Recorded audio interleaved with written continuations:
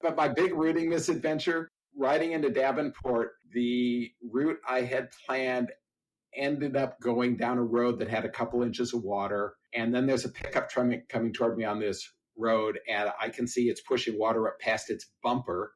And I asked the guy, so how deep is it? And he says, oh, not more than 8, maybe 12 inches. And I'm going, well, I could probably ride through that. And I rode through that. And, the water is up over the axles and, my feet are soaking wet. And I got to a point where I could see water and I could not see where the road came out of the water at the far end.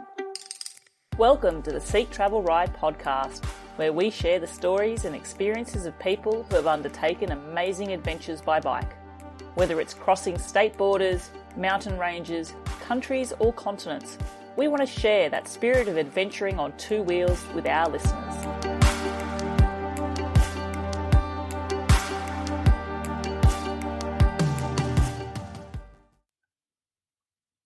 Hello, I'm your host Bella Malloy, and I'm excited to introduce my guest for today's episode of Seek, Travel, Ride, Art Zemon.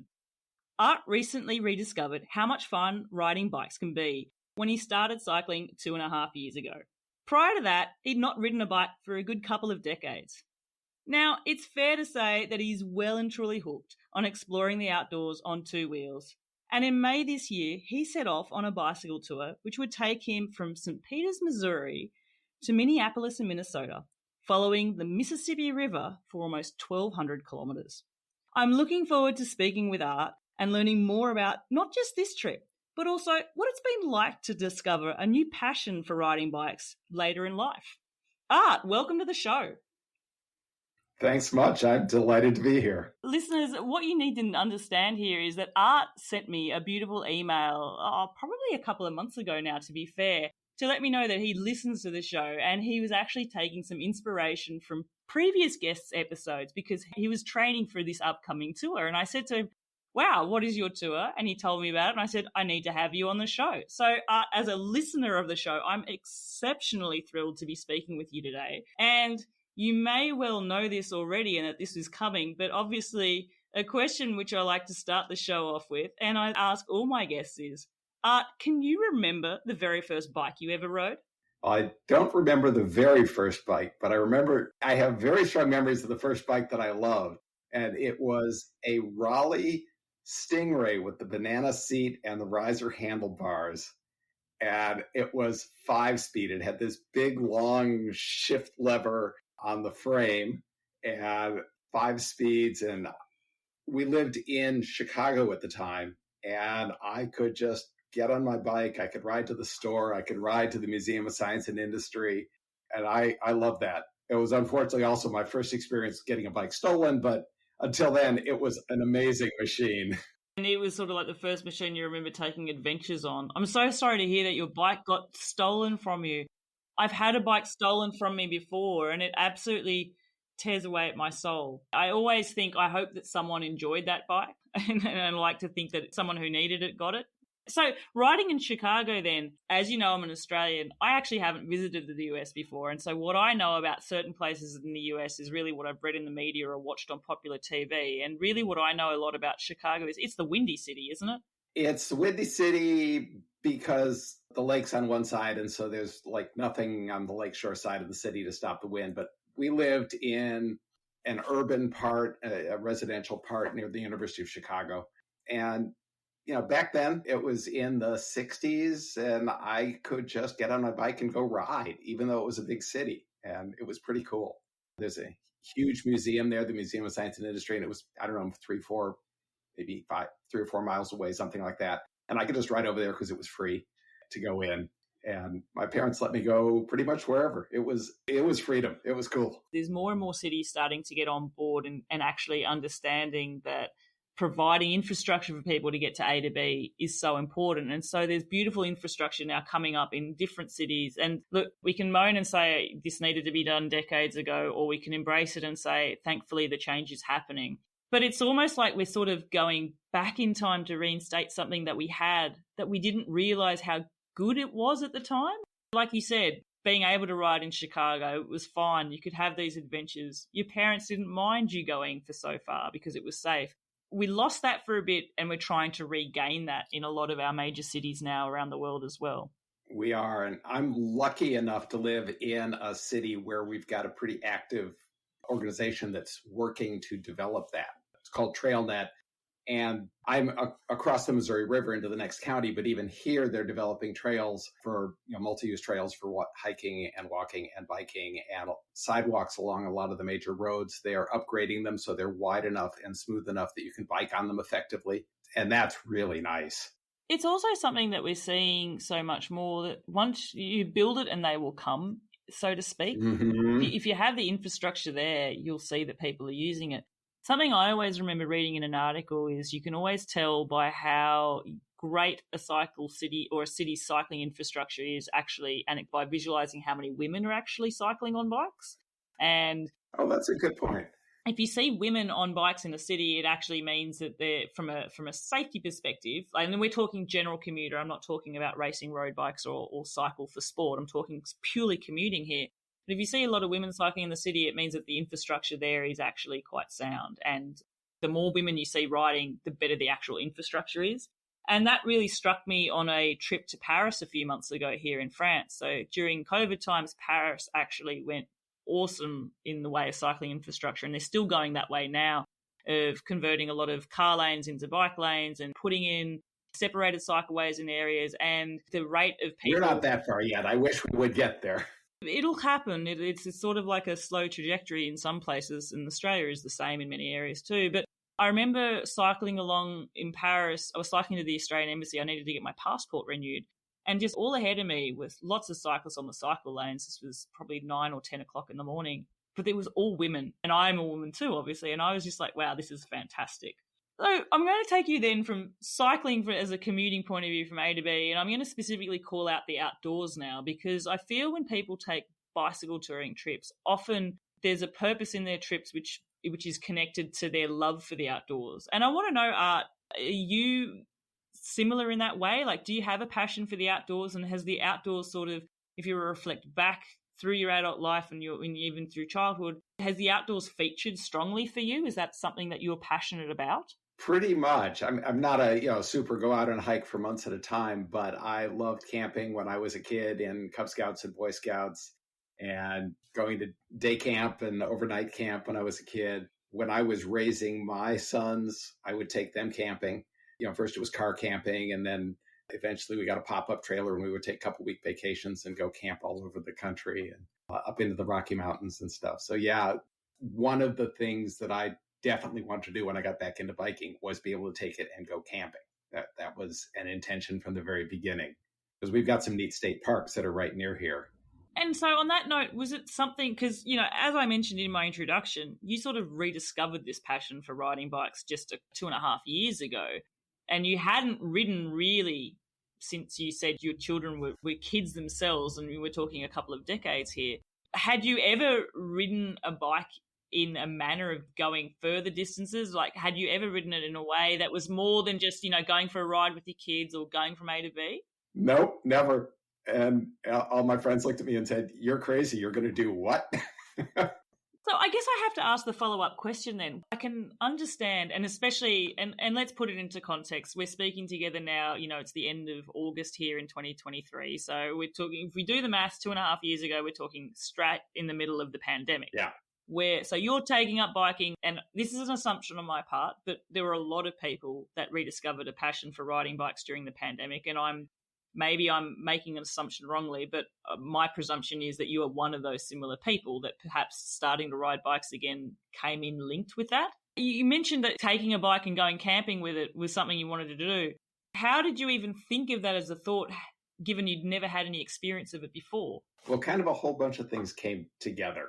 I had started 15 years ago doing some, jogging, walking, and then jogging just to get in shape a little better. And I'm probably ADHD, I don't know, but I get bored really easily. And the problem with jogging for me is that I'm always doing the same 3 to 5 miles around my house. And it just got really, really boring. And I thought biking would be better because I'm doing a bigger distance. And yeah, it's much, much better for me. I can cover a lot more distance. And so that's cool. So I retired in January, 2.5 years ago, decided I have time now. I'm going to buy a bike and try riding that. So, those two factors came together. And then the long distance stuff. I live right near the Katy Trail, which is a rails to trail thing we have right near here. I don't know if that's something you're familiar with. Very familiar. You're right. Yeah. Okay, good. In Australia, well, not the Katy Trail, but I'm familiar with the concept of rails to trail. So in Australia, we call them rail trails. Okay. Here in France, well, they come to the definition of a voie verte, or of a greenway. And actually in the UK and in Ireland, they're often called greenways as well. But yeah, repurposing what used to be a train line into a cycleway or a shared pathway or something like that. I'm very familiar with that. Okay, so this one runs all the way across the state of Missouri, and there's lots of articles written about it. And I had written lots of stories about people who had hiked the Katy Trail from one side to the other. It's 240 miles, something like that. It takes a long time to hike it. And I'd always thought, gee, it'd be kind of fun to do that. I don't know that I have the patience to walk that far along one trail, but biking it seemed like, oh, I could do that. And at the time, my older son lived in Columbia, which is smack in the middle of the state. And I thought, oh, maybe, just maybe, I could take my bike over there and then ride it home, which would be 150-ish miles, something like that. So let's do the conversion for those of us in the metric system. 150 miles is probably about, 60 miles is 100 kilometers. So yeah, 100 miles is 160 kilometers. So 150 miles then would have to be about 240 kilometers? Something like that, yeah. Let's see if I wonder if my math teacher somewhere is proud of that, whether I've got that wrong. But that's not an insignificant distance either. And what I'd like to point out here is, and I've had this come up actually with a few of my guests, and I've had a few guests sort of say, I don't do any of the distances that some of your other guests do. And I've had guests who are ultra distance cyclists who do jaw-dropping amounts each day. But I always say, when you put yourself into the image of someone who casually cycles a bike, often, and you can actually visualize this in your own rides, especially if you're in sort of like a town or a city area. Normally, the busiest part of a cycle track is that sort of 2.5 miles or 5 kilometers on the fringes of a city, somewhere where someone can park, ride a little bit and go back. And that's generally the distance that a average person will ride a bike for that sort of passion or something. So then you've gone from someone who's just maybe done that when you started to all of a sudden thinking, I'm going to do this 240 kilometer adventure. That's not something to be sneezed at all. I think that's fantastic. Yeah, I kind of naturally break things down into pieces. And so I looked at it and went, well, if I did that, I'm riding maybe 4 hours a day. And if I add, breaks to that and call it 5 or 6 hours from start to finish, I can ride a bike for 4 hours, especially if I can take a break whenever I want to. And I know I want to stop a lot because I love taking pictures. So, I would probably drive somebody nuts if they wanted to actually bike with me. I know I drive people nuts if they're on vacation with me, because I'm the guy who stopped taking pictures and everybody is 50 yards ahead of me going, Art, come on. And I'm going, wait, I'll be there soon. I'll catch up. So, yeah, I stop a lot when I'm biking. And, with that kind of attitude, it's like, well, I'll ride 4 hours. Sure, what the heck? I can do that. Something you should know, and you possibly already do, is I'm a passionate photographer. And my quip is always, I'm not sure if I'm someone who cycles that likes taking a photo or if I'm a photographer who likes riding a bike. I can guarantee you that the majority of some of my solo rides have always been taken with a mind of, I wonder what it's going to look like today in that part of the world. Yeah. I wonder if the cloud magic's going to dance on the mountain peaks above me. I wonder if there's going to be an amazing light cast across the autumn colours, this month or something like that. So I can definitely appreciate being stopped in my own tracks when I'm cycling to capture the moment, because I think if you're a photographer, you can never cast that aside on a bike ride. Right. And I think we actually observe the landscape slightly differently. Your friends that you say that wouldn't want to cycle with you because they'd be forever bothered by you wanting to stop, I can guarantee you with experience, some of them also know that you're the one that takes the best photos of them, and they will ask you for those photos at the end of the day. Yeah, that's probably true. That's probably true. So then, okay, we're talking, you said 150 miles or 240 kilometers on the Katy Trail here. You're thinking you can comfortably cover a distance of 4 hours of cycling a day. So how many days did you sort of set aside then to do this trip? Being the first one, I figured I would take 4 whole days to do it. I'd never done this before, and I I was honestly kind of worried, can I really do this? And it was in the back of my mind that if I really got stuck, it's near major roads. I could call my wife and say, come get me. I can't do this. So it was only about 40 miles a day, and I would camp each night. And it worked out okay. It was way more work than I thought it would be because I was being Mr. Macho Man and deciding I'm not going to use the motor on the bike unless I have to. I still had an e-bike at that time. Actually, let's just get on to that quickly, and we'll come back to what you're talking about there. So you got yourself an e-bike. Yeah. Do you think that helped to facilitate in you? Was it an avenue to helping to unlock that next adventure for you? In that, I've spoken to some other people who've acquired an e-bike, and what it's done for them is it's reignited their passion for riding bikes, and it's allowed them to go further and cover distances that they'd otherwise be not feeling physically able to do or intimidated by. Did you feel that e-bike there for you helped you to get into this type of adventure mode? Absolutely. I'm not super strong. I know that. I've got some endurance, but I'm not super strong. And it's reasonably hilly where I live, although I've had people on Reddit say, oh, those aren't hills where I live, it's hills. But there's some pretty intimidating hills where I live. And I needed that motor when I started biking to get up the hills because there was just no way. There's an 8% grade that I have to do on most of my rides if I do any errands to just get home. So anyway, yeah, the e-bike was absolutely necessary for me, but I knew when I bought it that I was going to use the motor as little as I could so that I could build up my strength. I didn't realize until I got to where I was hardly using the motor at all, and I tried riding a bike without a motor, how much drag that motor had even when it was off. That's actually a really good point, because I imagine you're on an e-bike which has got a speed limiter in it. Stay with us. We'll be right back. Hi everyone, it's me, Bella from the show. I just wanted to let you know about something exciting. I have recently just created a new Facebook group named Seek Travel Ride, where if you are a fan of the show, you can join and we can actually bring this community more to life. It's a place where you can learn more about our guests, see more photos, chat about episodes in more detail, and maybe even pose some questions as well. It's also a place where you can share your own bicycle adventure journeys. Whether you've got a photo or a blog or some videos that you want to share, come online, say hi, join the Facebook group, and let's enjoy this community that we have built. We have a global audience here. People are listening from all around the world, and I think we can only thrive and get an even greater sense of wanderlust by sharing our experiences with each other and connecting. So get onto Facebook. I've provided a link in the show notes and you can join that community as well. Thank you. Now back to the show.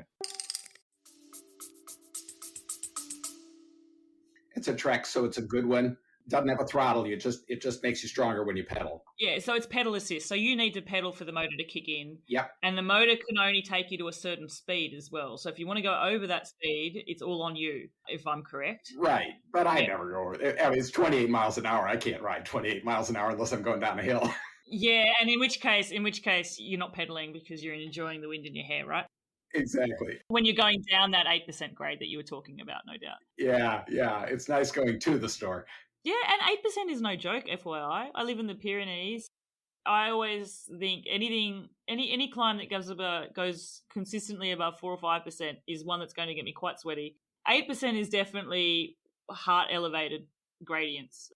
I mean, obviously we get to some pretty steep climbs here, but 8% is no joke. So you obviously reached a point in your cycling with your e-bike there where you were using the motor less and less, and it was in a way it was like extra weight training for you, wasn't it? Because they're not light bikes. No, that thing was 60 pounds just with nothing on it.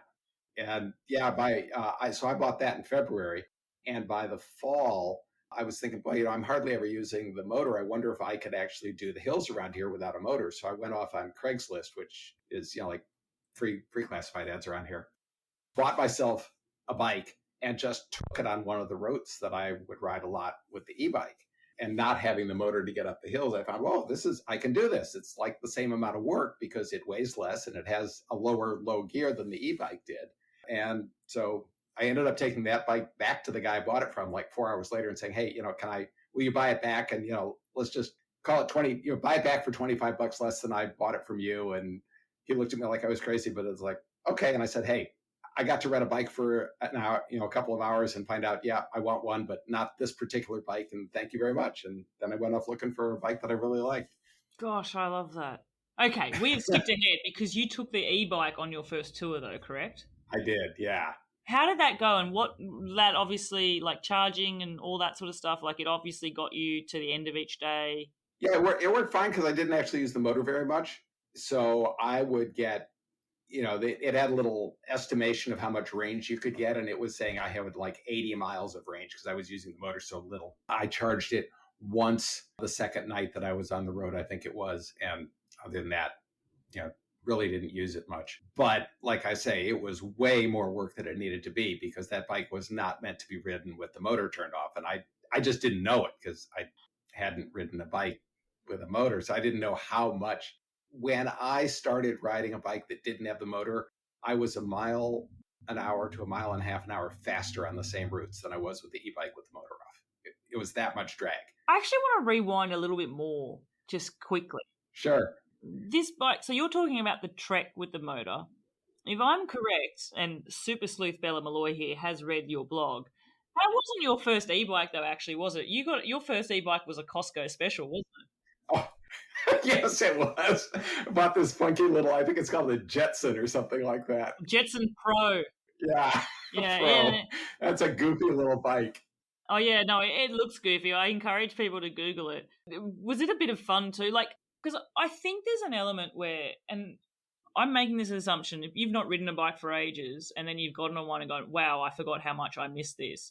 Getting on one that's got a little zippy motor would really facilitate that excitement quite a lot. Would that be correct to assume that way? Oh, absolutely. That Jetson was just a hoot to ride around the neighborhood. It was a terror to actually go any distance on because it had these teeny little wheels and this short little wheelbase. So commuting on it required constant attention to keep from crashing. But to just zip around the neighborhood, or if like you had an RV and you were taking it camping somewhere with you, it was a perfect fun machine. It was just fantastic. Do you still have it now? No, I took it. I sold it. Found a 15-year-old kid who wanted exactly that bike, and he was delighted to get it because I wanted something that I could use for commuting and errands and stuff like that. And that was absolutely the wrong machine for it. But yeah, it was so much fun having that little motor, and I think it even had a throttle, so you could just like hit the throttle and it would kind of zip around. And go. It's not necessarily pedal assist by any means. It's just a go when you need it to go sort of bike. It was such fun. You mentioned there, and we've now talked about 3 bikes. We've now spoken about 3 bikes. And you've only just discovered your passion for riding bikes in the last 2.5 years. You've been bitten by the bug quite a bit. How many bikes have you actually owned now, and how many in that period? Wow. I've never counted. Let's see. So I had at least 3 when I was a kid. If you count the weird one that I tried to strap a car battery and a car starter motor to and turn it into an e-bike when I was in high school, that didn't go well. Oh my gosh! But hang on. That is like really. We had a show growing up in Australia called Beyond 2000. So this was in the late 80s, early 90s, and it was like predicting what sort of future technology would be around in the time to come. I'm sort of thinking if you're trying to turn a bike into an e-bike when you're in high school, you're a real forward thinker there. It went horribly. It fell over, broke. I mean, it's a full-size car battery. It fell over. The car battery acid went everywhere, burned holes through my pants. It was horrible. It was a fun project. So I had those. In college, I bought myself a nice 10-speed that I only gave away a few years ago because I kept thinking, I'm going to do something with this. It's been in the basement, and I finally gave it away. And then when my kids were little, I bought myself another, I was probably a 10-speed, and then rode that some with them, and it sat around for decades also. And now I've had, let's see, the Trek, I got that. Can I count that KMX that I owned for an hour? I don't know. I don't think I should count that. I rented that. And then there was the Jetson and the Trek, and another Trek. I had a Trek 7.2 for several months. and then a Massey, and I've got a Priority now. So what is that, about 8, something like that, 8, 10 bikes, something? 8, of which 4 or 5 of them are really only in the last 2.5 years. So Yeah. you're definitely well and truly bit. I love that. Yeah. Do you think then on that first tour that, and you were talking about you didn't realize how much the motor was holding you back, in terms of taking on something like bicycle touring, you've never had experience doing it before. You did mention that earlier in your life you went car camping. You'd have a lot of experience of camping before, so that concept wasn't new. Right. Do you think the motor facilitated you taking more with you than was necessary? Not really. I only had 2 panniers, so I wasn't going to take a whole lot with me. Okay. It just gave me the confidence to try it, knowing that, if I really got to a hill I couldn't climb or I got a headwind, I could push the button and it would help. And so then I guess if we reflect back, what sort of experiences were you looking to garner from this first tour of yours? Was it purely just trying to get yourself out back in the outdoors again and have like a mini adventure? And did it work up to those expectations that you had? That's a pretty fair way to put it. Yeah, I wanted the mini adventure. I wanted to see if I could camp, on a bicycle. There's a dairy in Jefferson City that has amazing sundaes, and I had to go get a sundae. When I plan my routes, it's like, okay, there's ice cream sundae there. There's Herman, Missouri with good beer. Got to go there. So yeah, it's about the food. Speaking my language. In fact, actually, if you were here in France, you wouldn't be able to tour too far. Well, you'd have to switch the beer to wine, but then you wouldn't get too far each day because there's a good winery just every few kilometres in most of it. and let's not even mention the boulangeries. Oh, I managed to gain weight on my tour, by the way. I will admit that. Wow, because a lot of people do lose weight. Although you did lose the weight of your motor. You did lose the weight of your motor after the fact. Yeah. So, Katy Trail Tour, that obviously finished. It went extremely well. Yes. What was it like getting to the end of that trip? It was awesome to have actually done it. I didn't have any friends, still don't have any friends who bike tour. And so they were all like, you rode your bike from Columbia to St. Peter's? How far was it? 150 miles. How long did it take you? And it felt so good to be able to say to my friends, yeah, I did it. It was fine. A little tiring the very last day because I had the killer hill to ride up to get back to my house from the Katy Trail. But yeah, it was definitely a high and made me sure that I wanted to go do more bike touring. Wow. And I mean, you really leveled up on that, because if we fast forward to your tour that we're going to get into the details of, and I always like mentioning this in kilometres because I feel it's so much better. We should always talk about distance in kilometres and elevation in feet. I like that. So it's 1,200 kilometres we're talking about, and if I remember, that's 742 miles. So you're tripling the distance there of your first tour. Yeah. In this one here. When we were talking earlier there about there's more and more trails and rail to trail and places to go biking and bicycle touring there, did that first tour sort of spark an interest of, oh, what else is out there? Where can I go? Did you sort of come back from a tour with that type of curiosity? Absolutely. Yeah. I didn't manage to go on any more tours that year, but the next spring I did a 50-mile ride down to a state park near where I live, camped there overnight, and then rode back.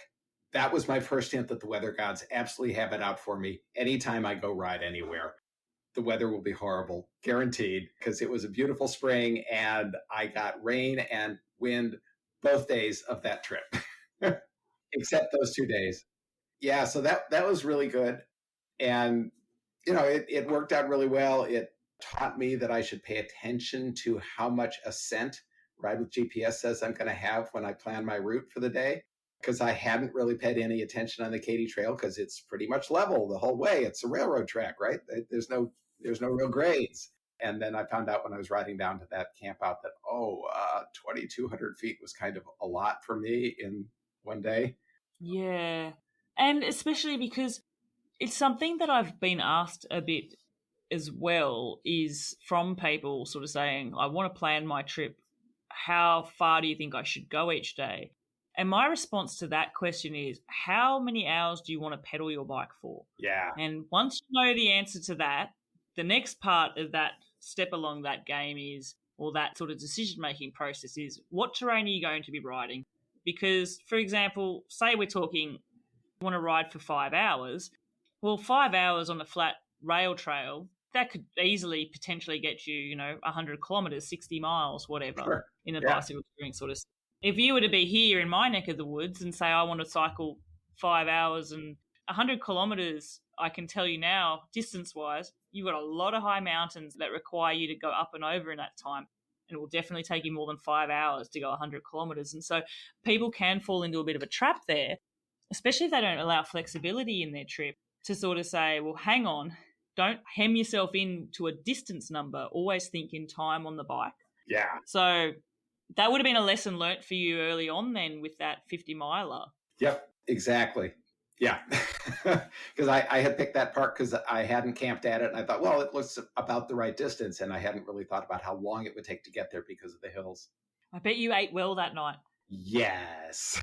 We stopped in Pacific, Missouri. My younger son, drove down with his bike, joined me. We had dinner, and then he and I rode the last 12 miles from the restaurant into the state park and camped for the night.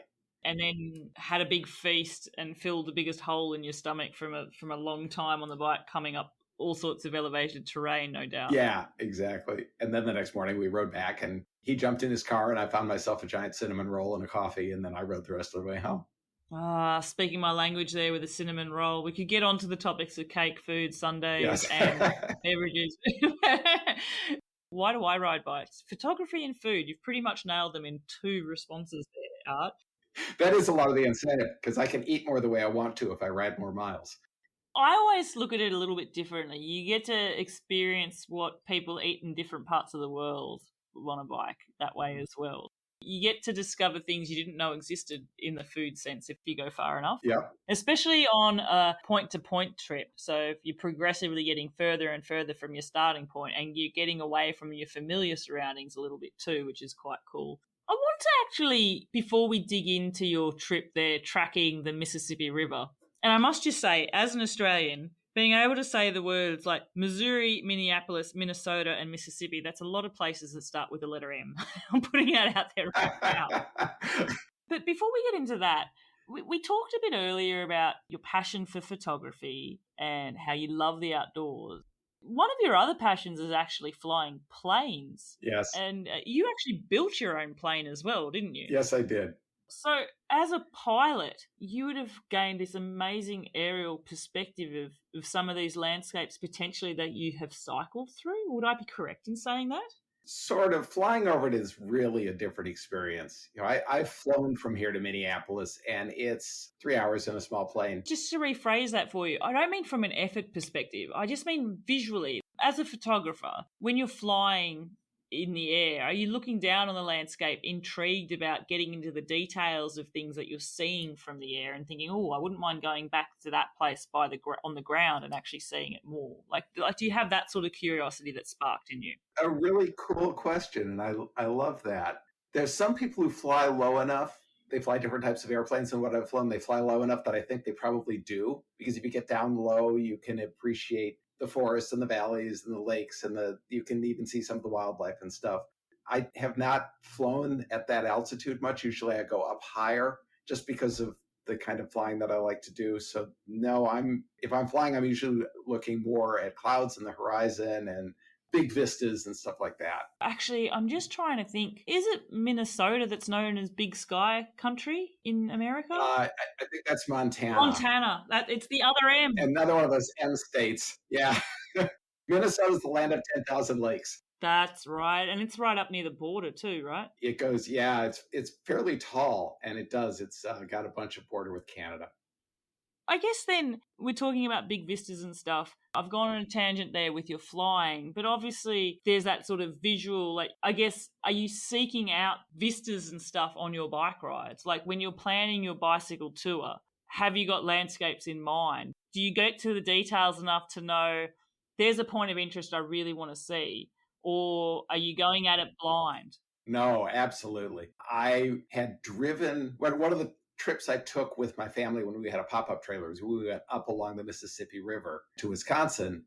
And before we left the Mississippi and cut northeast toward the top of Michigan, it was gorgeous. And I'd always wanted to go back to that part of the world. slower and with my camera. So yes, I was definitely picking my route for places that I thought would be picturesque. Yeah, okay. And so then I guess let's dig into this Mississippi tracking route of yours. Okay. Is it actually a defined route? Like, is it an official type of bicycle touring route, or are these two places on a map that you knew that you could connect via a bicycle? These are two places that connect by the river, so I knew I wanted to follow them. And when I started researching the route, I discovered that there is this thing called the Mississippi River Trail, and all the states along the river laid this out. I think they started in the late 80s and early 90s, and they laid this route out from the headwaters of the Mississippi all the way down to the Gulf of Mexico. And a lot of it is signed with, it's a white sign with a green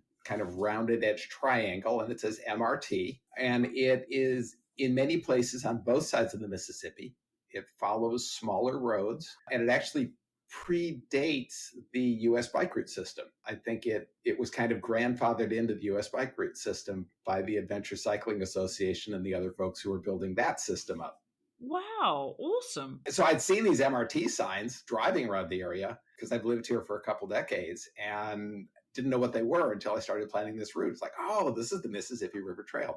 That gave me a really good starting point for the route. Wow. And so then on your starting point for the route, did you then, as we were talking earlier about how having the experience of making sure that you're planning a route by how far you can travel, by how much do you want to ride your bike each day as opposed to a distance, you obviously devised the start point and the end point. How did you break down, like, were you stuck on a schedule of how long to take to get from A to B, or did you have flexibility of you didn't know where your end point would be each day? No, I'm a hyper planner. There's two people in this world, those who plan every detail and those who just take it as life throws it. So you're the former. Yeah, I will plan every detail. So I spent months playing with Ride with GPS and other maps and, looking at routes and figuring, okay, I started out with just what's the rough route and then kind of drop pins, maybe here, maybe here, maybe here for each night. And then I would start looking for specific campsites where I could stay. Places where there weren't campsites. Okay, can I, I've got to get to a town that is big enough that it actually has like more than one hotel, because a lot of the towns that I went through had none or maybe one, and it wasn't clear that one was still open. So yeah, I did a lot of planning, but then I had kept changing it too. Did you stick to your route then once you started, or did you No. meander off? Love it. What got me was the Mississippi River was flooding. And I hit the worst black fly season I've ever seen, which made me not camp in a bunch of places where I'd wanted to camp. Some of the campgrounds were underwater. Some of them, the flooding was so bad, it just smelled terrible. And it's like, I'm not going there. There was a lot of, I had this all planned out, but every 2 or 3 days, maybe 4 days, I'd have a rest day and I would spend a bunch of time planning the next several days and adjusting my route and where I would be staying. So I didn't make reservations more than a couple of days ahead because I didn't know where I would actually go. But I always knew when I started each day where I was where I'd be stopping that night. So I always say that a bicycle tour isn't complete with a route mapping misadventure. Often things don't go to plan. Was there further misadventures in your trip, or was it really the things thrown up by natural events and flooding making these deviations? Like, did you ever, and I say this as someone who's used Ride with GPS. I've used Ride with GPS, I've used Komoot, I've used Strava, I've used Maps.me, and I've used Google, and I can tell you all of them have thrown me down somewhere that apparently is manageable to be crossed by my touring bike, and I can tell you now, not under my ability. Yeah. Did you have any of this as well? I did not have an adventure where it sent me to a road that couldn't be traversed because I was depending on the heat maps to know where other people rode, and I have a strong preference for pavement. I'm not big on gravel if I can avoid it. But that said... Hang on, I must ask. Yes. Are you not big on gravel full stop, or just not big on gravel yet? Because with your the rate of getting bikes that you're onto at the moment, I predict a gravel bike in your future. I have no suspension on my bike at all, so gravel hurts. I mean, new gravel bikes are coming with suspension. To be honest with you, I think new gravel bikes, they're really hardtail mountain bikes now. Maybe that's where you're going. I may get there one of these days because there's a lot of cool gravel trails around here. I tell you what, the photographer in you will not be disappointed. Once you take your bike a little bit off the beaten path onto the less known travel, that's where the epic photos belong, Art. That's where they're taken. I think you're right. I did take my e-bike on a trail it did not belong on. And I was amazed I made it through that trail when I got back. It's like, I didn't realize that's what that kind of trail was. But it was gorgeous. So what are we talking about? What's in a trail that a bike like yours shouldn't be on? Is it rocky? Is it uphill, really steep? it started out as double track. It ended up as single track. Lots of roots, lots of crevices. There were places where it couldn't be ridden. I fell off it a couple of times on the trail. And when I got back and took it to the bike shop to get the pieces fixed up that I broke on the trail, they said, "You went where?" And I said, "I didn't know what I was doing." They said, "Yeah, we can tell that." This is where the adventure lives. It was great. So yeah, there might be a gravel bike one of these days, but I haven't run out of paved roads yet. So They'll bring a lot of tales to tell over a beer at a microbrewery or two. I'll give you the bit. But my big rooting misadventure, riding into Davenport, the route I had planned ended up going down a road that had a couple inches of water. And then there's a pickup truck coming toward me on this road, and I can see it's pushing water up past its bumper. And I asked the guy, "So how deep is it?" And he says, "Oh, not more than 8, maybe 12 inches. And I'm going, well, I could probably ride through that. And I rode through that. And, the water is up over the axles and, my feet are soaking wet. And I got to a point where I could see water and I could not see where the road came out of the water at the far end. And I just went, that's it. I'm turning around and going back because the Mississippi was that flooded. And I just, it was like a mile and a half back that I had to go. But and that sent me up into a bunch of pretty industrial roads into Davenport, Iowa that I really hadn't wanted to ride on, but there wasn't any. I was not going to go back down to the road next to the river. I feel like turning around is the right decision. You're Yes. talking about water over the bike axles and then getting deeper and then actually not seeing the road at all. Yeah. I don't know how far it would have gone. Yeah, far out. What day was this? It was the day from Muscatine into Davenport, day 5 or 6, something like that. So the confidence is building from the trip as well. Yep. This is your first longer distance adventure. We talked about your experience earlier on the Katy Trail, so you've got an end point in sight. Was there ever a point in time where you weren't sure that you would get to the end, or were you always living your best life each and every day on this trip? It was in between. I never had a point where I thought, oh, I can't do this. There were definitely some days when I thought, what in the world have I done to myself? But I knew I would get through it. There was one day in Illinois where it was cold and headwinds all frigging day long. It never got cold enough or wet enough to put my rain gear on and warm up. But once it started to look like it would rain and I put it on, then it stopped raining and there was enough sun that I was baking, so I took it right off again. So it was either freeze or incinerate. And there was a day riding into Galena, Illinois, where I thought the hills and the black flies would kill me. But, I knew there was an air-conditioned hotel room waiting at the end. So it's like, I'm going to get to Galena. Yeah, so there was never a point. There were points that were physically tough and exasperating. You had points where you were thinking, why am I doing this? But even in those moments, you always knew you would continue. Oh, sure. Absolutely. What kept you continuing in those moments? Because when you're talking about a headwind that's just so painful, when you're on a trip and you're partway through and you're battling a day like that, it can be really soul-destroying. You start questioning things.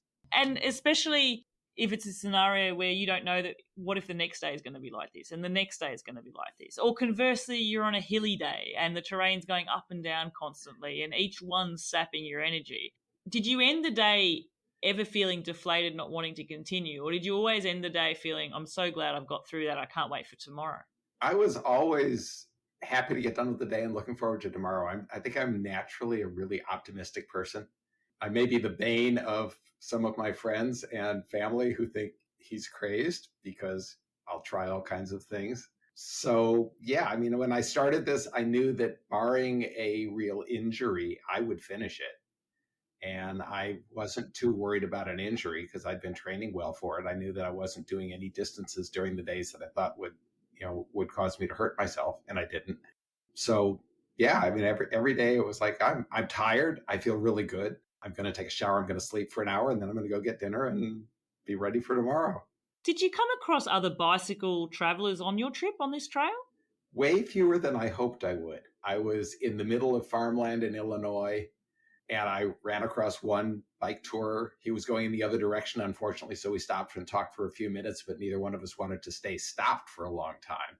And the black flies were horrible, so we just standing there and talking wasn't really much of an option. And then I ran across one other person way north up in Wisconsin. And again, they were going in the other direction. So from listening to your podcast and reading other people write about bike touring, I was like, oh, it'd be really fun if I ran across somebody else who was doing this and I could ride with them. But I didn't end up getting to do that. I have a cousin who lives in Wisconsin, and she is an avid cyclist and wanted to ride with me for a day. And I was all excited that we would get to cycle together for a day. But that didn't end up happening just because of the way her life was going. She couldn't do that. So we spent a day touristing together, but we didn't ride together. Yeah, I wonder if there were people, Art, who were just slightly ahead of you or slightly behind you at the same speed. You never get to meet. I know personally I've been on tours where I've always felt like I'm the only one going in that direction. Mm-hmm. But really what it is everyone that's going in my direction is potentially going at a different rate, but just ahead of me or just behind me. So I'm oblivious to them being there. That could be, yeah. You have this skewed perception you're the one going the wrong way. That could be what was happening. Just from what I know about you, Art, I feel that bicycle touring is something you've discovered and you're passionate about, and there are future tours. There's more trips in your future. Oh, yes. I guess the motivation for future trips, will they be motivated by seeing points of interest, or are you going to be more motivated by exploring other areas that other bicycle tourers have potentially spoken to you about or that you've researched that this is a really popular touring trip, and so that increases your potential for meeting and seeing other like-minded travelers? That's a cool question. It would be really neat to meet some other travelers. So I do want to go do some trips, some tours where there are other people, not just something I plan for myself and go on all by myself. But another way to do that might well be to just take a route that other people ride, like go ride some of the Trans-America Trail for like during the season when other people are riding it. That's kind of a cool idea. I'm in a part of the country where there's not a lot of good scenery for bike touring. Anywhere I want to ride and meet other people, I think I'm going to have to go somewhere else. Yeah. Do you ever think you'd actually leave America for a bike tour? Like, would you go overseas and tour? It would be so cool. The limiting factor is I don't really want to be away from home for months on end.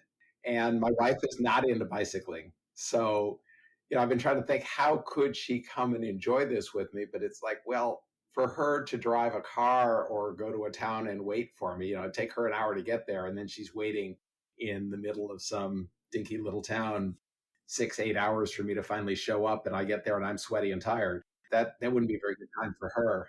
Often, and I see this in a lot of my guests, there are a few exceptional guests where their other half is an equally passionate bicycle tourer, and so their passions are aligned. I'm jealous of you that way, by the way, that you and your husband both ride. Yeah, absolutely, absolutely. And it's quite good. We both sort of ground each other that way too, and we're very aware that this is a fortunate thing for us too, that we realise it's not necessarily the norm. I've interviewed guests like Arev and Matthias who are currently in Tajikistan. In fact, my goodness, their adventures have taken them on some amazing, like through the Pamir Highway, but up and over mountain passes. They've had some incredibly hard climbs, but they spoke really off the cuff about how straining it actually was on their relationship at the start touring, because, just the strain of a bicycle tour, you're problem solving, you're having to figure out stuff that you didn't know existed before, and you're having the stress of someone's having a good day, someone's having a bad day. How do you balance that? And so when your significant other isn't a fellow bicycle traveler, sometimes the way that you can do your bicycle trips is really on what's going to work for your relationship. Perhaps what you need to do is find somewhere in the US that's got really cool points of interest that are spread out over a 50-mile section, which your wife can discover and then you can pedal to as well. I do also know of people who definitely bike to their family's holiday destination. So their family's going to be taking a holiday somewhere. So instead of being in the car and going there, they actually cycle to there. And that's the way that they get their touring miles in too. I don't know if you've considered that before. I just might. I've got one son who's looking to buy a house down in Atlanta, Georgia, which would be a neat long ride for me. So that might be a fun thing to do sometime. My wife and I are planning a trip in November, go down to Arkansas, I think, and I'll do a bunch of day trips from wherever we're staying there because there's some gorgeous riding there. A bunch of it's gravel, by the way, so I probably go try some gravel riding when I'm down there, even though I don't have a gravel bike. Actually, in November, will you be having the benefits of some amazing colours in the natural scenery there as well? Fingers crossed. Yes, I'm looking for that. Yep. Oh, I live for that. What is your favourite season as a photographer? All of them. I've been taking pictures since I was a kid. If you put me down anywhere with a camera, pretty much any time of day except high noon on a muggy summer day, I'll find interesting things to take pictures of. I love that. So you sort of embrace your environment with a creative mind. So do you find, we've touched on this already, but you definitely would tour with a photographer's mindset as well then? Yes, absolutely. Everywhere I go, I take my camera, which I probably shouldn't say because somebody will probably come mug me and steal the camera someday. But yeah, I take my good camera with me everywhere I go because it's all about the pictures for me. Well, the pictures and the food.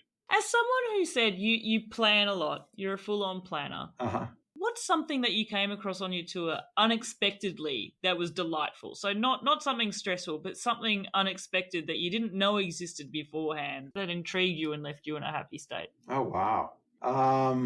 What surprised me? The specifics of the scenery of the Mississippi. I mean, I knew it would get prettier, but how pretty it was when I was going along it slow enough to really appreciate it and going along the little roads next to the river, not the interstate, a couple miles from the river. Tons of American eagles that I got to see. Yeah, that was fantastic. And then goofy things like riding past a house that had a plastic alligator on the roof. Just because. Just because, exactly. So I had to take a picture of that.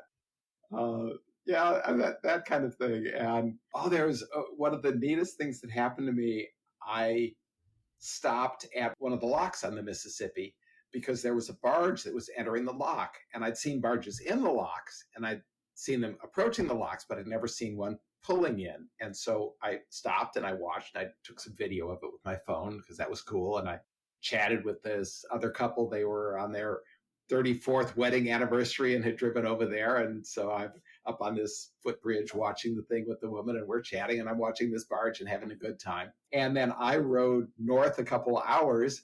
And when I was crossing the Mississippi River into Minnesota, that same barge was passing under the bridge. So I got to see the same barge a second time. That was just so cool.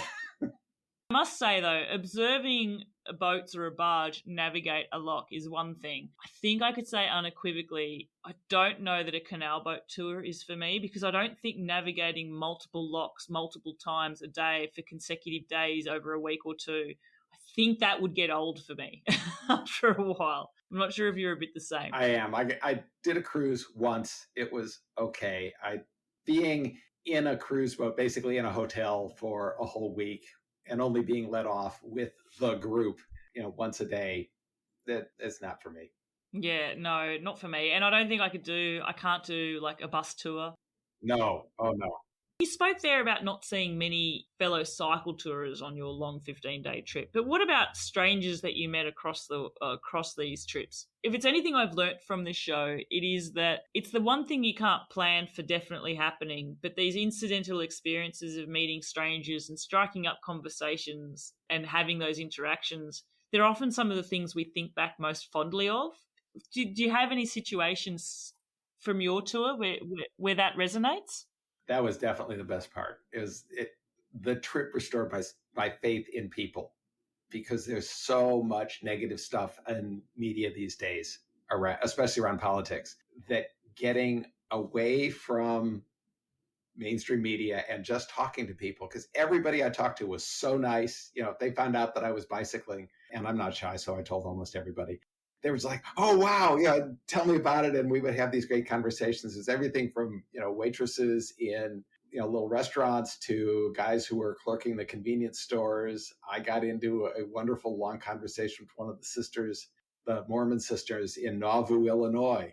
And she and I talked about bicycling. We talked about religion. We talked about all kinds of stuff and partied good friends and each having learned stuff from the other. That was so neat.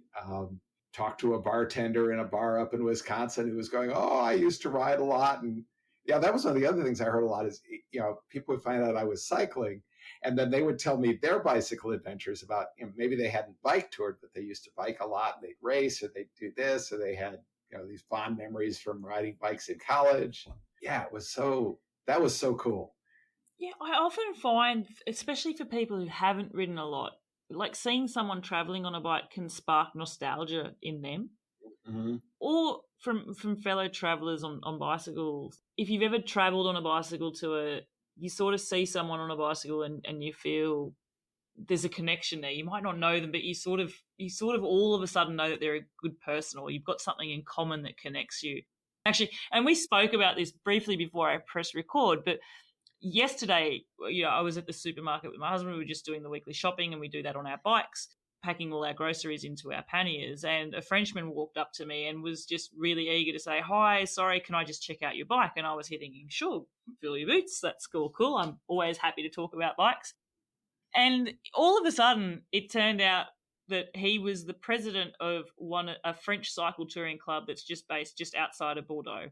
And then he just passionately wanted to tell me all about his different trips and his different adventures, from traversing the Pyrenees, from going across the Mediterranean, from going to all different places. He lovingly showed me some photos of some of his best campsite meals as well, which always, and as a Frenchman, always involved a photo of a beautiful, good bottle of wine.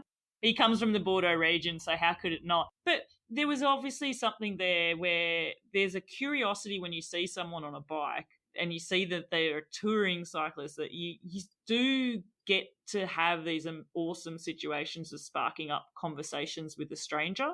I wonder, you were talking there that none of your friends cycle tour. Do you think that there's maybe a bit of curiosity in any of them, having seen how much you love it and how you're going with it? Do you think any of your friends might be thinking about giving it a go? Oh, no, none of my friends are, but I think it just means I need more friends. That is the right answer, Art. That is 100,000,000% the right answer. Because all of my current friends look at me and go, "You're crazy. I love looking at the pictures. Keep posting them on your blog, and I will live vicariously through your blog." And actually, if we're talking about your blog, if people want to find out more about your trip, give me the web address of your blog so we can share it there, and I'll post it in our notes as well. It's cheerfulcurmudgeon.com. All right, cheerfulcurmudgeon.com. I will definitely spell that out for our listeners, and I'll put a link to it in the show notes. I definitely enjoyed flicking through, because what I love is that you have rediscovered at this age that age doesn't need to be a barrier to have these sort of adventures. And actually, if you were to be able to reach out to someone of a similar age who perhaps can look back with that nostalgic eye and recount a story of enjoying riding a bicycle, what's the bit of advice that you might give someone to maybe reigniting that love for riding bikes and getting started? What would you tell them? I would tell them absolutely just go try it. I'm not a very strong person, but I've got endurance. And one of the things that comes with age is you get the patience and the endurance to do things, even if you do them slowly. So, get a bike with a lower gear if you're not, or a motor if you're not worried about the hills, but just go try it. Yeah, and actually a bike with a lower gear, that's a really good bit of advice. I actually think you can never have a gear too low on your bike at all. It doesn't matter what you think is too easy. Just throw pride out the window, put a massive dinner plate cassette on the back, and as soon as you tour, I can guarantee you'll use that gear. The best advice I've ever gotten for cycling was from the guy who ran the bike hostel where I spent my last camping night on that very first tour on the Katy Trail. He said there is no hill that he is not man enough to walk his bike up. That's just sparked off something in me. My lovely husband's uncle, he's done some great long distance rides, and he's a passionate cyclist now as well. My husband and I recently cycled across the Pyrenees from the Atlantic to the Mediterranean. This is before we set off. But yeah, my husband's uncle said to me that a bit of advice he'd heard from someone as well is There's no road that's built that he still can't walk up. So there we go. Mind you, what I will say on that point, though, is if the road gets steep enough and you're cycle touring, sometimes there are roads that are too steep to walk up with your touring bike as well. Yeah. There were some roads that I had to push it up, some hills I had to push it up on my tour up to Minneapolis, and I would stop partway up. I would breathe because they were stiff and that bike was heavy. And boy, I was surprised how much harder it is on my arms to push the bike than it is to ride it, just because of my posture. Yeah, no, you're right, and it's really hard on your back as well. Like it's just a different type of effort. It's like slow weightlifting in tiny steps. Yes. Yeah. Because on the bike, it's more cardio than strength. It's like, how can I keep my balance going this slowly? Yep. I like the idea that you found a way and you've just unlocked a new adventure mode in your life now at this point in your age too. I'm having a ball with it. So yeah, I'm sitting here planning, where can I go next? Where will be the next tour? Lots of ideas. We did speak candidly there about your son moving to, I think, was it Atlanta in Georgia, and you might go there. Yeah. Would that be your next tour, or what are your next plans going to be? Next tour that I might do, the trails across southern Illinois and Indiana just look gorgeous. And I think I'd like to try riding that sometime. It would also be really pretty to go ride up around the Great Lakes, or maybe from northern Ohio over across New York, Pennsylvania and New York over toward the East Coast. That might be really pretty. That would be magic. Actually, especially in upcoming fall season, or autumn, as we would call it. Brilliant. And not even just autumn, but also spring, like that magic moment in nature where everything just all of a sudden comes to life and you realize how brown and dormant everything's been.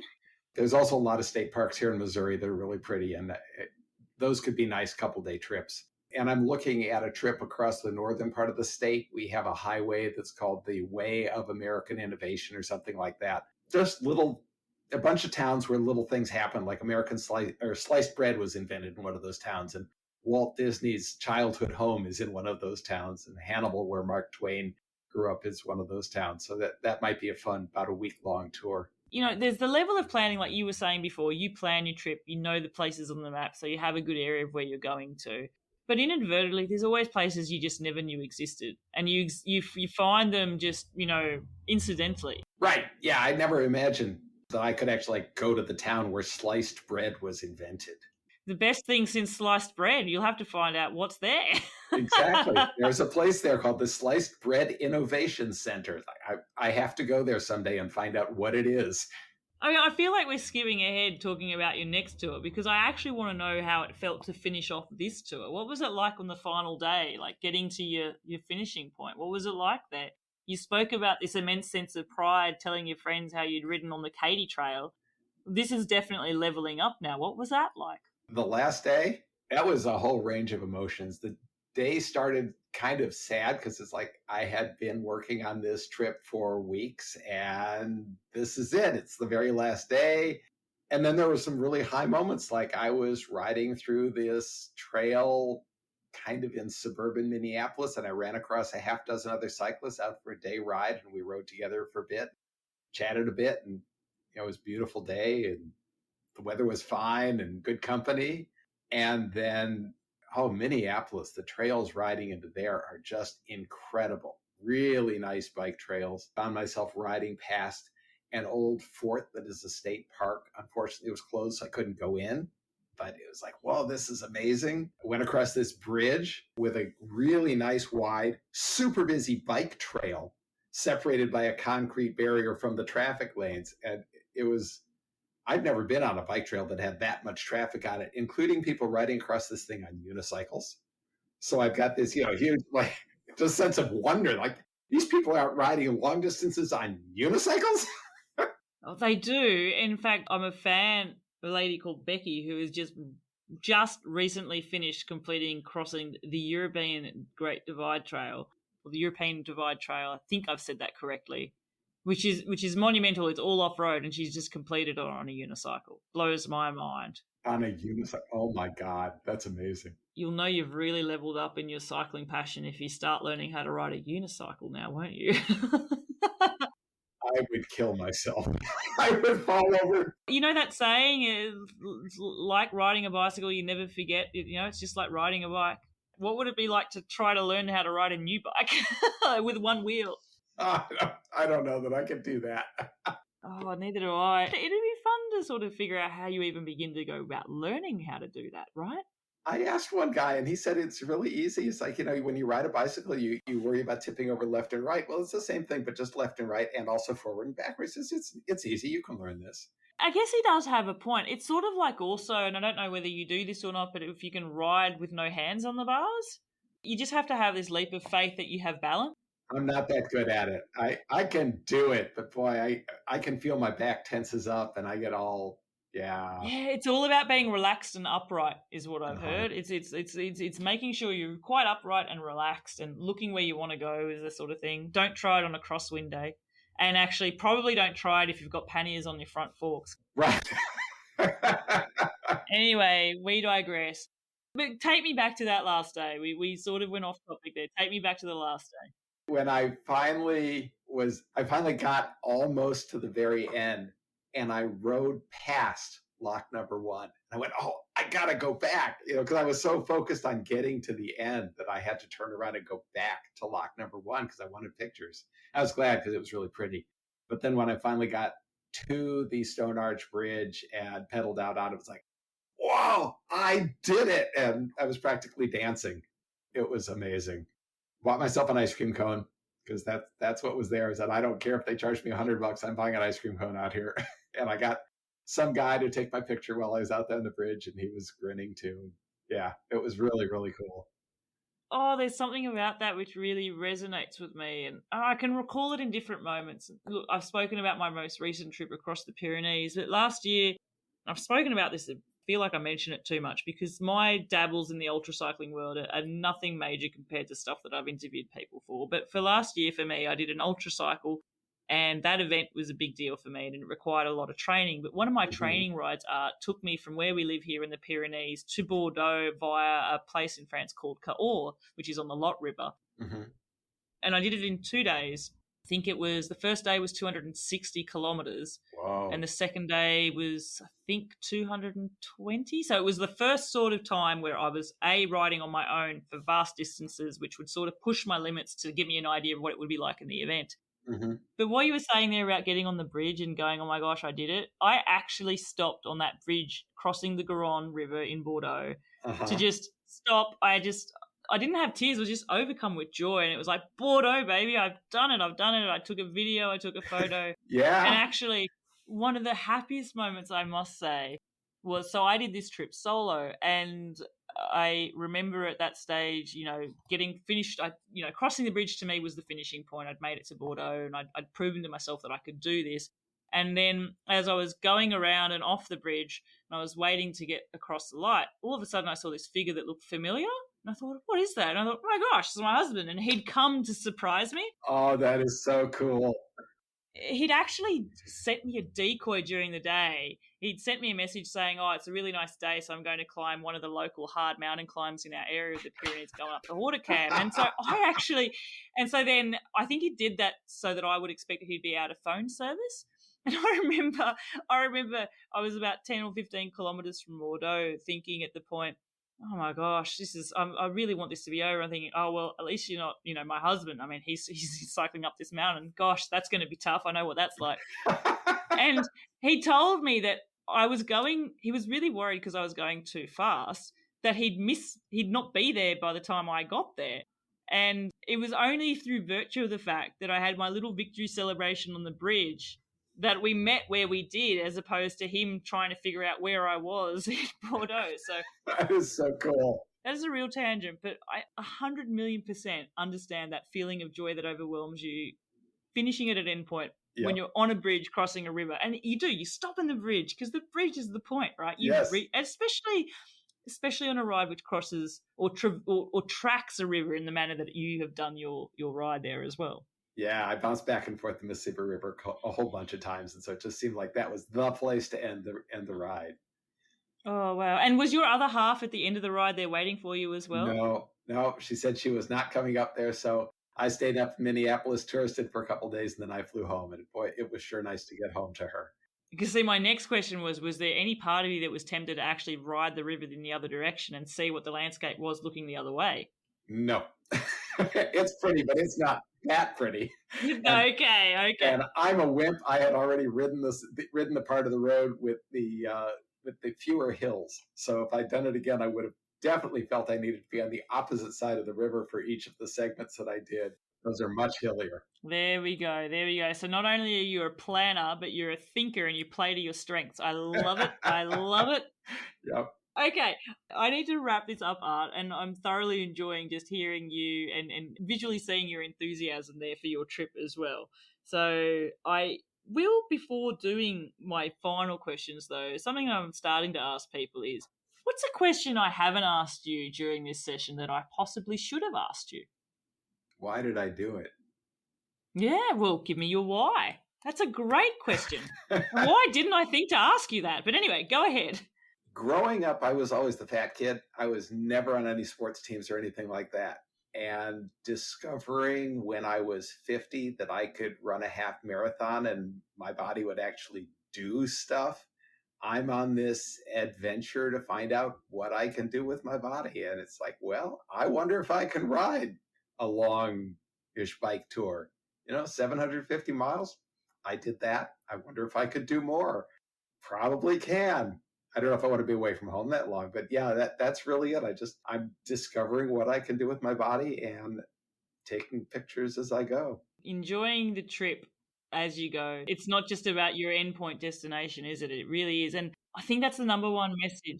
When you travel in this way, you said at the start how slow travel in the form of a hike, it was too slow for you. But with traveling on a bicycle, it speeds it up, but slows the travel down relative to like driving a car or just arriving on a plane. You see the distance and you see the spaces in the middle of everything. And I love that you really look forward to that. Yep. I can tell that there's definitely future tours ahead of you for sure, Art. All right, so let's start wrapping this up. You know what questions are coming up here, and I'm not 100% sure on the answers, actually. So the first question, you have the option that on this designated day, you're either going to be finding yourself riding up a constant climb or battling into a constant headwind. Which one are you going to choose? Oh, yeah, that's a hard one. Because for me, so often living in Missouri, so often the climb is a hot, muggy day with no wind at all. And there's nothing at the top of the climb except more houses in the same subdivision. So I hate that. And the headwind, at least there's a breeze. So in some ways it's better. I think I would choose the climb because I'm going to assume that I'm out somewhere pretty. And if I climb, there's something to see at the top, and then there's a good hill to coast down at the far side. Wow. Can I just say, I thought you were finished on your answer there with saying at least the headwind, there's a breeze. I was thinking, my goodness, there's someone who's just come up with a positive spin on a headwind. Power to you. But there's obviously something in us humans which go, but you know what? Stuff that. I want to see the views and have a nice downhill. So you're a climber like the majority. I love it, Art. Next question. This will be an interesting one because I know that all of your cycling has been pretty much done solo. So if you have the option of cycling for 4 hours on your own, which, let's face it, is the amount of time you thought is what you could do each day easily. Yeah. 4 hours on your own or 4 hours with other people, which one are you going to choose? That's easy. I would pick other people because I spend so much of my time cycling alone. I love it. And I love the variety. So, I'll sign up for these TrailNet bike rides here in town. And it's 3-4 hours riding with a herd of people that I don't know. So I'm just chatting with new people and I love that. That's fun. So it would definitely be 4 hours with other people. Fantastic. Do me a favor, Art. You know how to get in touch with me. When you're doing that, let me know what those rides are like. I'd love to know, and I'd love to find out if you find a touring buddy in those groups as well. That would be mega for you, I think. I can just tell from your energy that you love sharing your moments, and to be able to share a tour with somebody as well, I think would be extra special too. That would be cool. That would be. All right. Now, I actually have an extra question. And to my listeners, if you've listened to some of the latest episodes, you'll realize that this is a new question coming up soon. but it's courtesy of a recent podcast I did with around the world adventurer Mackenzie Barney, and we started talking about music and what sort of music she would like. And that from that, I promised that I'm going to start asking my guests what song would they pick about their tours to sum up their tour, and we're going to try and create a Seek Travel Ride music playlist. And I feel like this is going to be an eclectic mix because I've got a great diverse group of guests on my show. So, Art, I'm going to ask you this question. If you were to pick a song which could sum up your bicycle tour, what song would that be? Oh, man, I love music, and I've listened to so much of it while I ride. If I had to pick one song, it would be Proud Mary, because I love the line, big wheel, keep on turning. Wheels gonna keep on turning. That's it. Oh, I love it. Big wheel, keep on turning. That would be it. Fantastic. Well, I will write that. Proud Mary is the first one there on the list. And it could be the Creedence Clearwater Revival or was it Tina Turner did it? Either one of them. They're great versions. Let's do it as a tribute to the great Tina Turner herself. Okay. I feel that would be quite apt. Art Zemon, it has been an absolute pleasure. I have really enjoyed hearing more about your trip. I absolutely love the fact that you have gotten into cycling now, just at the start of your retirement, and that future bicycle adventures are definitely ahead of you. Thank you so much for sharing your story with Seek Travel Ride. Well, thank you for having me. This has been a joy. Well, what an absolute pleasure it was there to spend some time there with Art and learn about how he rediscovered and has fallen into the world of bicycle touring now. It sounds like he is absolutely hooked. And I really hope that he finds a bicycle touring pal in that new club of his that he's going to discover as well. I must thank everybody who does reach out to me each and every week, sends me an email message or connects on Twitter or Instagram and lets me know that they're enjoying the show, which of their shows has been their favourite episode so far, and what inspiration they've taken to take their own trips. If you are one of those people who's taking a bicycle trip of a lifetime, please get in touch with me. My email is podcast@seektravelride.com and connect and find out about how you too can be interviewed as a guest for a future show. Thank you once again for all of your support. Make sure to follow us in your podcast player app, give us a rating and review, and also tell your family and friends if you're a fan of the show and why. And let's see if we can make fans of them as well. Until the next episode, I'm Bella Malloy. Thanks for listening.